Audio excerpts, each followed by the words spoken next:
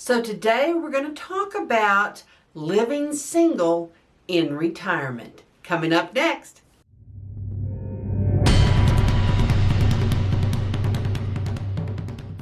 Hi everybody, my name is Dee Burks and this is Retirement Rescue.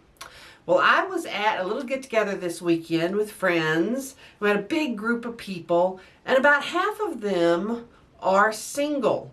And these are people, most of them in their 50s, 60s, early 70s, that are about to retire or are already retired. So we kind of got to talking about what it's like to live single in retirement.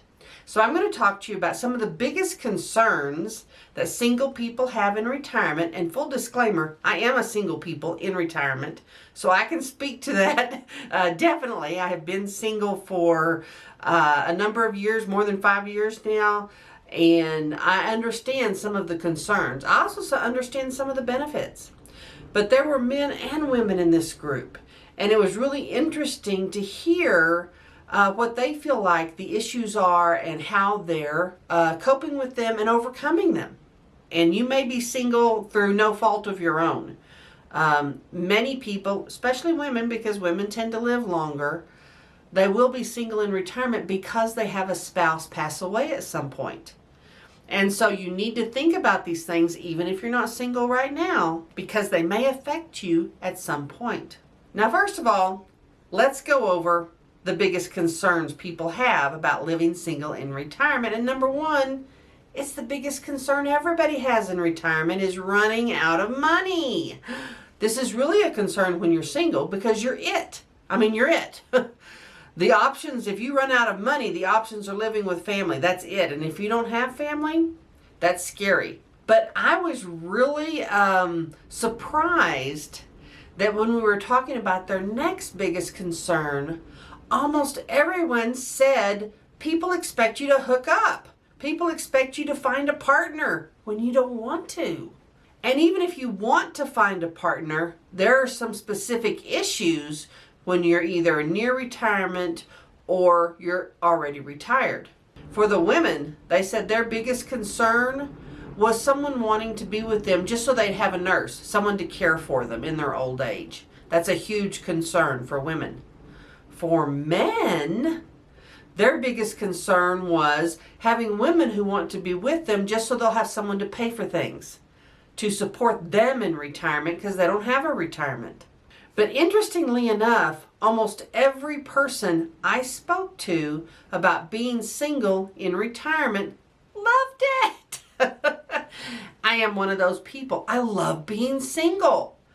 A lot of the attitude is, hey, like in my case, I was married twice for 30 years. I've done my time.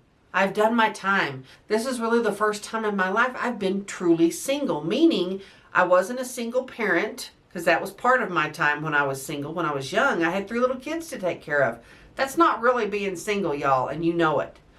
But now, I just have me to worry about, and I love that. And so do most people who are single in retirement. They love the fact that they are unencumbered. They love that freedom. They can travel, go places. And it's not that you can't do that when you're married. It's just more of a complicated endeavor. I'm sure some of you all saw my packing video where I packed for a week into a backpack. That is so freeing. I can pack light, hop on a plane, be anywhere. I don't have to plan things out in advance unless I choose to. I can go and experience things. If I decide today I'm going to hop in the truck and roll down to Santa Fe and do something, I do. And that's not necessarily the case when you always have to consider someone else, or you always have to get someone else's opinion. I never think twice about buying something. I never think twice about where I spend my money, because I know there's not going to be someone at home going, well, why'd you spend that? And why did you buy another $100 worth of books like you don't have all the books in the world?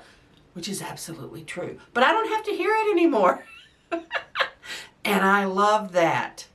My house is the way I choose to keep it, whether it's too clean or not clean enough or whatever. I don't have to hear it.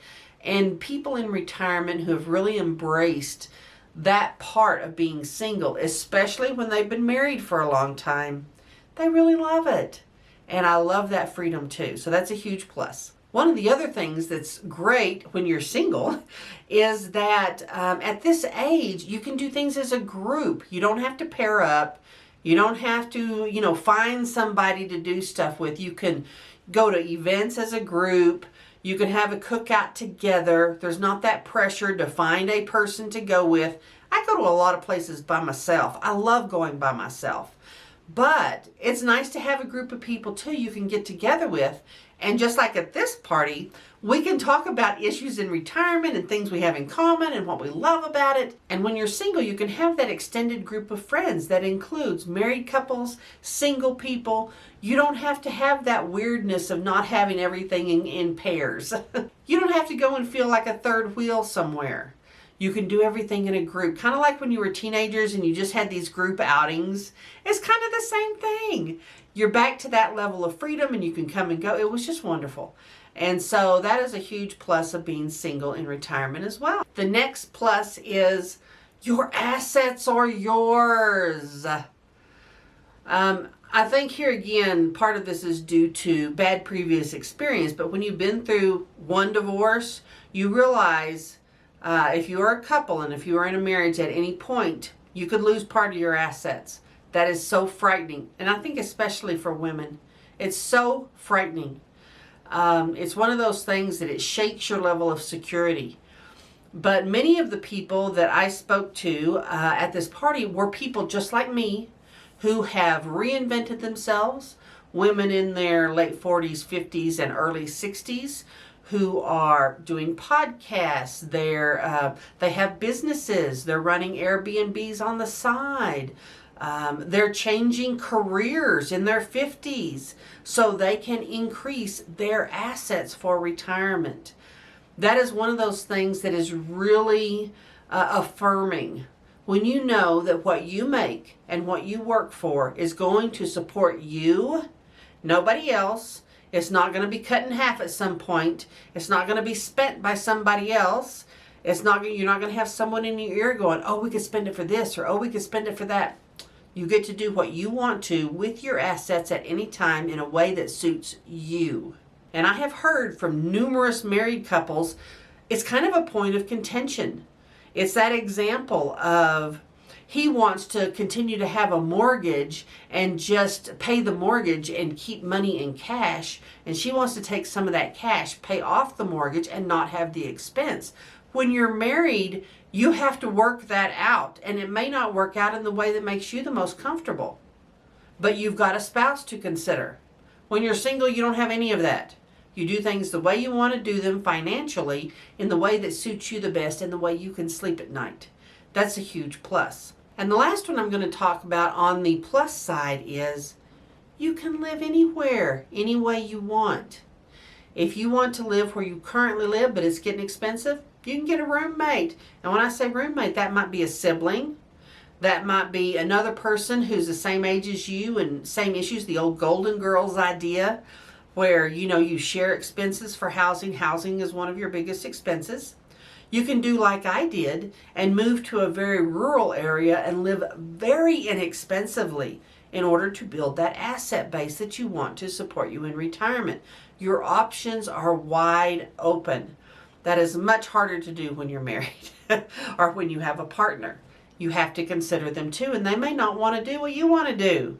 Now let's talk about a few things that you really need to consider if you are planning to be single in retirement. The first one is everything is more expensive.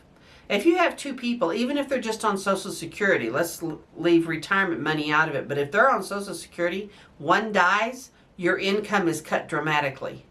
And there are a lot of people these days for whom Social Security, as they age, makes up a bigger and bigger portion of their retirement income.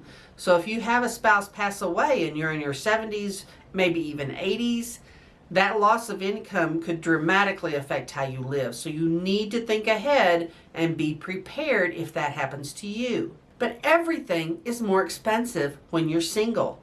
You're not sharing that cost with somebody. You're paying full price for your housing, whatever that housing is, and there's no one to share that expense with. There's no one to share utilities with. There's no one to share a vehicle with. All the way down to even meals. When you're cooking as a single person, it's more expensive than if you were cooking for 2 people at the same time. And so everything's a little bit more expensive when you are single because you don't have that second person to share those expenses. There's also the concern of, well, what happens if I'm alone in my house and something happens and there's no one to check on me? That actually is a major concern of a lot of people. And I would say it is really important to cultivate very close friendships. Just a few. You only need a few people that can check in with, that you can let them know if you're going to be somewhere and when you're expected back. They can check on you. They can check on your pets if you're gone, that kind of thing. A lot of people have family to do that, but some people don't. Some people don't have family. And even like in my case, my family lives way off. They can't run over here even in a day and check on me, okay? And I live in the wilderness. I like to go fishing at the lake and I like to go out hiking. Well, I always tell someone where I'm going to be. I let them know, hey, I'm going to the lake, should be back by 10. I'll send you a text when I get back. Something as simple as that. Let people know where you are and where you're going. You need that sort of support group if you're single. So you want to cultivate that actively. And of course, one of the biggest concerns of single people is what happens if I have a medical emergency, or I'm in the hospital, or if I have to have rehabilitation from a medical issue, or anything of that nature. What happens then? We had a friend who decided at 65 to go buy himself a motorcycle, hadn't ridden in years. Gets on it, goes for his first ride, falls off, breaks his leg. True story. Thankfully, he's married and had a wife there, but what if he didn't? Their house is full of stairs. It was very difficult for him to get around. Those are concerns people my age have. What if I hurt myself? What if I do something stupid? What if I have a car wreck? So you want to try and have a plan for that. Figure out, okay, what if this happened? What would I do? Be sure your affairs are in order with your attorney so you know who your power of attorney is, who's going to be in charge of your estate if something does happen to you. It's interesting that the term retirement orphans is getting thrown around a lot. And these are people who just basically don't have family. They're single in retirement. And so all of those things are issues. These are not really issues if you choose to plan ahead, think ahead, and figure out the what ifs. It will help you sleep at night.